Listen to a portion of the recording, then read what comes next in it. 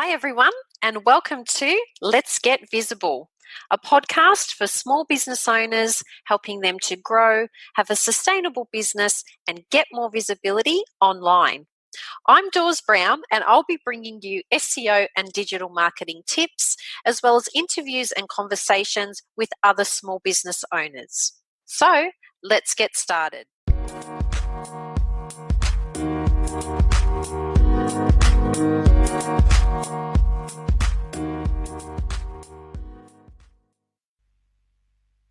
Thanks for tuning in again, guys. So today I want to talk about how a podcast can help with SEO. And when I launched the Let's Get Visible podcast about a year ago, that was one of the main questions that I would get from clients, friends, families. Dawes, why did you decide to launch a podcast? So I'm going to be breaking it down in today's episode. SEO seems to be one of the most misunderstood digital marketing options out there. There are so many things that help with SEO, and a podcast is just one of those. So again, when I launched my podcast last year, I knew it would be something that helped with my visibility. But here's the thing. As with all things marketing, you really need to understand the mechanics of how it works. And more importantly, you need to enjoy doing it. So, like video marketing, there's really nowhere to hide when it comes to podcasting.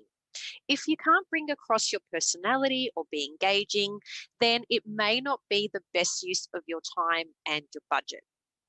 The topics and information you share should also excite your audience and leave them wanting more. So if you end up coming across a bit flat or with zero interest in what you're saying or talking about, you will lose engagement quickly. So what are some of the considerations you need to keep in mind when selecting a podcast as one of your marketing and communications channel? So I'm going to break this down now in a few different sections and areas. So if you want to get more organic traffic with podcasting, it's really important that you pick the right topics. It's important because it needs to align with your overall strategy and goals. There's really no point in creating an episode on a topic that's totally left of field and makes no sense regarding what you do and what your area of expertise is. The same principle applies with your blog post content. So these should also be mapped out ahead of recording and writing time so that there is a purpose and intention behind them. And it's not about what you like to write and talk about. I can't emphasize this enough.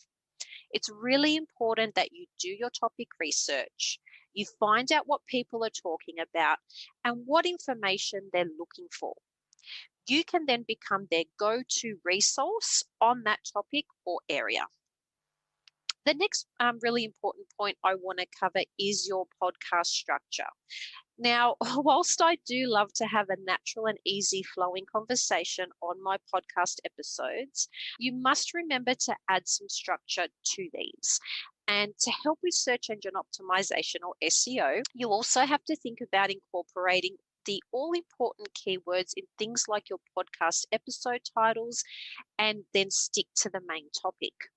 Now, if you're interviewing guests, and I often do this on my podcast channel, you also need to ensure that you have sent them a run sheet.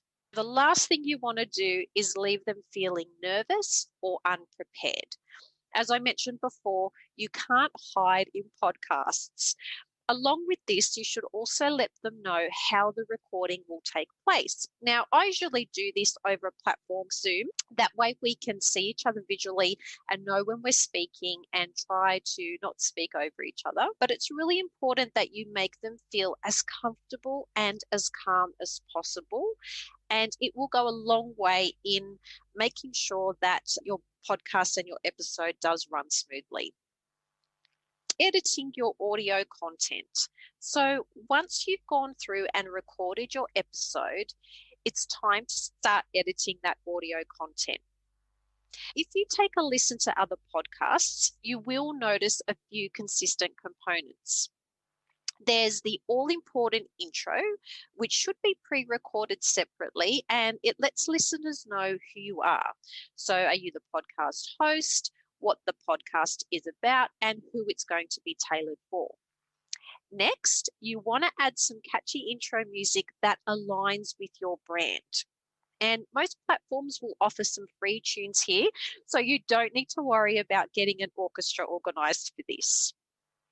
Thirdly, it's time to add that episode content. I prefer to keep mine quite raw and not heavily edited, but each episode is different and may require some further finessing. Now, don't forget about the outro. So, thanking your podcast audience for listening and adding a call to action like subscribe or review or leave a comment. And you also want them to come back. Now, as obvious as it sounds, ask them to tune in again, which is what I do at the end of all of my podcast episodes. Now, the last piece is the outro music. Now, it doesn't have to be the same as what you've used in the intro, but it can be if it fits in. Now, I've personally chosen 2 copyright-free sounds for my podcast, and no matter what topic, it always flows well.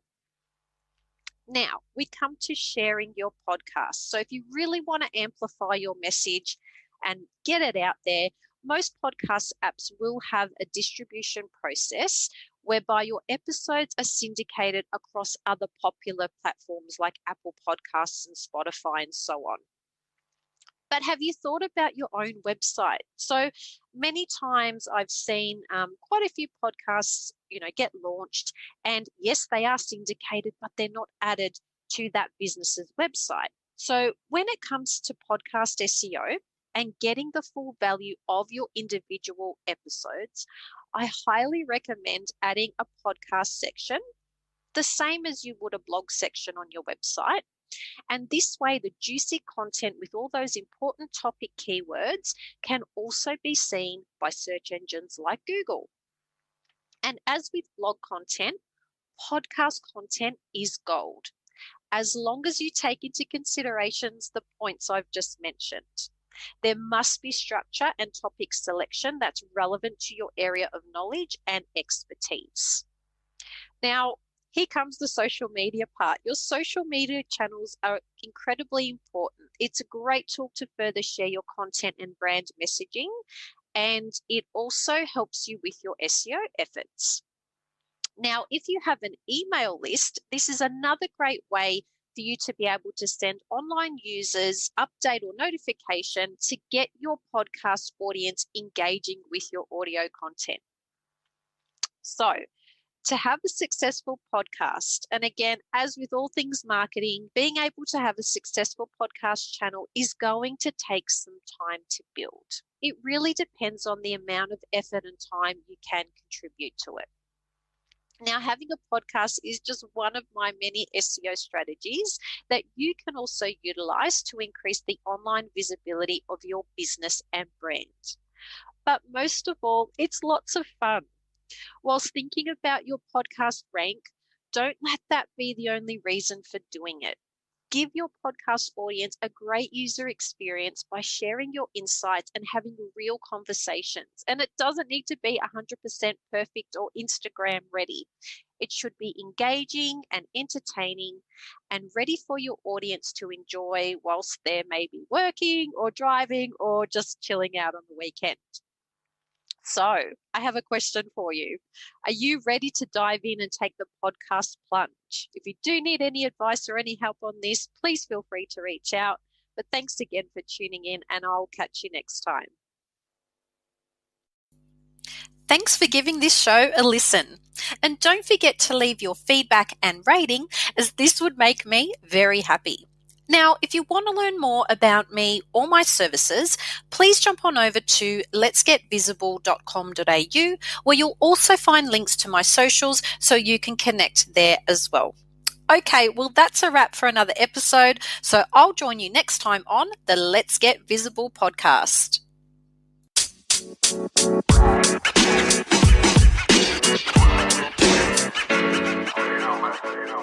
know, man.